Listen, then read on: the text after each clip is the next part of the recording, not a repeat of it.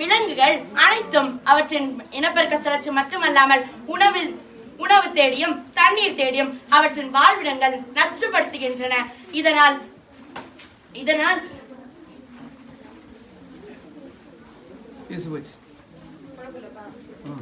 இதனால் பல செடிகள் கொடிகள் என நச்சுப்படுத்தும் ஆகைகளாக அழியும் வகைகளாக இருக்கின்றன. மீனாட்சியின் கருத்து புவியியல் ரீதியாக மிகவும் உண்மை. மலைகள் என்பது வெறும் பாறை குவியல் அல்ல, அவை பல ஆண்டுகளாக சாலிடிஃபைடான ஒரு புவியியல் அமைப்பு. வெடி வைத்து பாறைகளை உடைக்கும் போது அந்த நிலத்தில் பகுதியில் உள்ள கடினத்தன்மை குறைகிறது. இதனால் மண்ணரிப்பு அபாயம் அதிகரிக்கிறது. குமரி மாவட்டத்தில் மழை பொழிவு அதிகம் உண்டு. பாறைகள் உடைக்கப்படும் போது அந்த நிலத்தில் மழை நீர் நிலத்தினுள் செல்ல முடியாமல் மேல் பரப்பிலே ஓடி மண் அரிப்பு அதிகரிக்கிறது.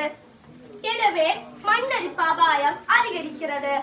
இந்த சரளை கற்களை கொண்டு நாம் சாலைகளை அமைத்தாலும் மலைகளுக்கு நிரந்தரமாக சிதைவை நாம் ஏற்படுத்துகிறோம். கபிலன், இந்த மண்ணரிப்பு நேரடியாக நமது நீர்வளத்தை பாதிக்கிறது. பேச்சுப்பாறை, பெருச்சாணி அணைகள் அனைத்தும் காடுகளில் உள்ள மலைகளால் தான் நீரை பெறுகின்றன. குவாரிகளால் காடுகள் அழியும் போது மழை நீரை உறிந்து மெதுவாக ஆற்றுக்கு அனுப்பும் வனங்களின் திறன் குறைகிறது.